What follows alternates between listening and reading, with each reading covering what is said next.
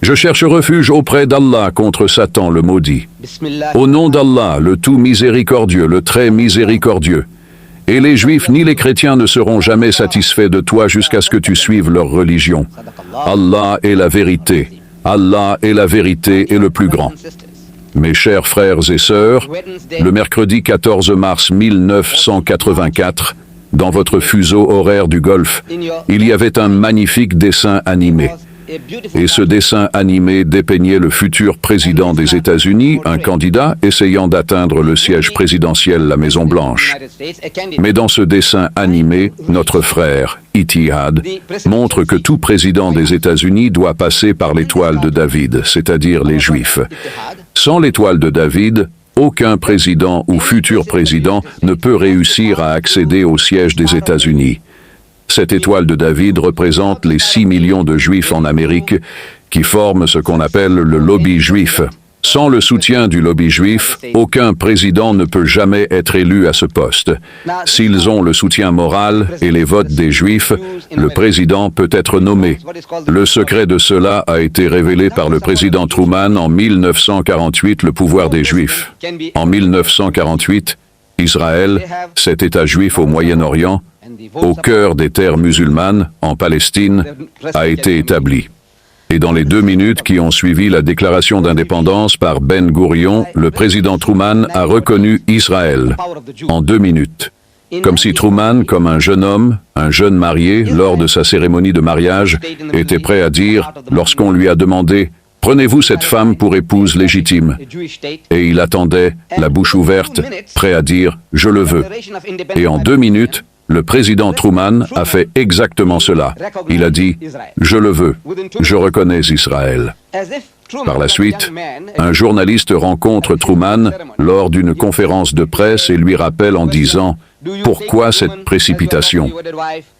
Vous auriez pu reconnaître Israël en temps voulu comme le reste des pays du monde, mais pourquoi cette hâte ? Vous savez, il y a 100 millions d'Arabes et ces 100 millions d'Arabes seront offensés par vous. » En réponse à cela, le président Truman a dit « Il n'y a pas d'Arabes dans ma circonscription », ce qui signifie qu'aucun Arabe ne l'a élu. Les gens qui m'ont élu dans ma circonscription sont les Juifs, donc je dois apaiser les Juifs. Le secret est donc que vous avez besoin de gens en Amérique pour avoir ce pouvoir. De vote, ce que les Juifs ont. Ils ont 6 millions de votes. Maintenant, comment allons-nous mettre 6 millions d'Arabes en Amérique ? Parce que l'Amérique ne permettra pas cela, sauf pour quelques-uns de nos cerveaux brillants. Quand ils vont pour étudier, ils aiment les garder là-bas, les exploiter comme travailleurs, comme ouvriers, ou pour toute autre raison. Si vous voulez y aller, il y a probablement des barrières que vous ne pourrez jamais surmonter. Alors, comment allons-nous obtenir 6 millions d'Arabes, ou de musulmans, ou de Pakistanais, ou de Bangladais qui pourraient être sympathiques à notre cause en Amérique? Impossible. La seule autre façon est qu'il y a des gens en Amérique qui sont appelés les Afro-Américains. Ils sont maintenant décrits comme les Bilaliens, les gens de Hazrat Bilal. Ces Bilaliens, ces Noirs américains, si nous pouvons les convertir à l'islam, et je peux assurer à mes frères et sœurs qu'à un coût inférieur à celui d'un avion de chasse, cela peut être fait. Si nous sommes prêts à faire du travail de dawa parmi les Afro-Américains, pour moins que le prix d'un avion de chasse, nous pouvons avoir 6 millions de voix pour contrebalancer le vote juif. Mais maintenant, deuxièmement, les Américains ont été programmés, ils ont été endoctrinés pour croire que la Palestine appartient aux Juifs. Cette maladie s'est développée sur une longue période. Et la manière dont elle a été développée était que cette Bible chrétienne, qui est le livre d'autorité pour les chrétiens. Cette Bible chrétienne, plus des 2 tiers de celle-ci, plus des 2 tiers de cette Bible est appelée l'Ancien Testament par les chrétiens, ce qui signifie tout ce qui est avant Jésus, qui étaient les livres des Juifs que les chrétiens ont maintenant adoptés. Ils ont hérité, et dans cette partie du livre appelée l'Ancien Testament de la Sainte Bible. Ils disent que Dieu Tout-Puissant a promis la Palestine aux Juifs et ils citent le livre de la Genèse, le tout premier livre de la Bible, dans lequel Dieu Tout-Puissant est censé avoir dit à Hazrat Ibrahim alayhi salatu wassalam « Je te donnerai, à toi et à ta postérité après toi, le pays où tu es étranger tout le pays de Canaan comme possession éternelle, et je serai leur Dieu. À partir de cela, les Juifs et les chrétiens ont pris cela comme une promesse de Dieu Tout-Puissant que la Palestine était promise aux Juifs. Mais lorsque nous analysons cette soi-disant prophétie, une basharat, qui est censée se réaliser, nous constatons qu'elle n'est pas conforme à l'histoire. Parce que si c'est la parole de Dieu et si Dieu Tout-Puissant avait promis à Abraham « Je te donnerai à toi, ô Abraham, et à ta postérité après toi, c'est-à-dire à tes enfants, tout le pays de Canaan », en réalité, lorsque nous lisons le livre de la Genèse à la fin, nous constatons que lorsqu'Abraham est mort, ses fils Ismaël et Isaac sont allés enterrer leur père, Abraham. Mais quand ils sont allés l'enterrer, ils n'avaient pas de terre pour enterrer leur père. Alors ils sont allés acheter un morceau de terre suffisant pour enterrer leur père.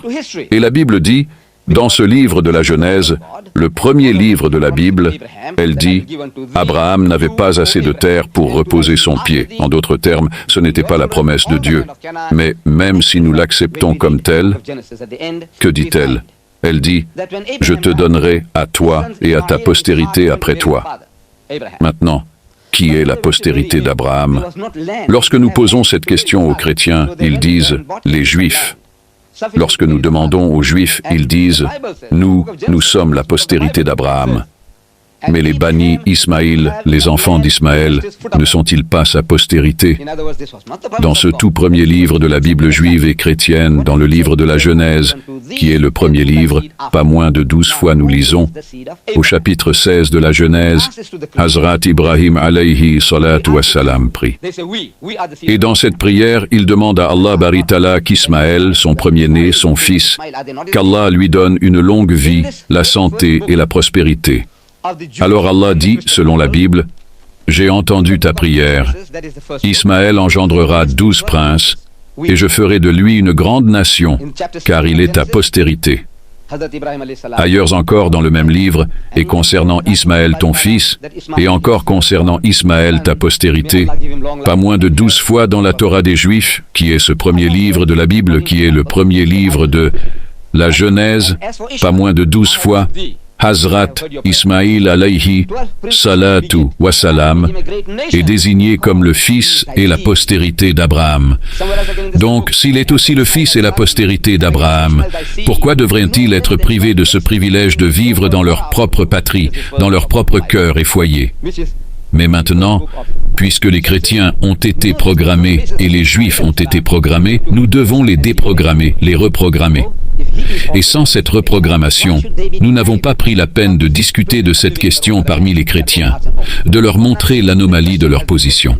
Que ce que vous prétendez que cette terre appartient aux Juifs, en réalité, elle ne leur appartient pas.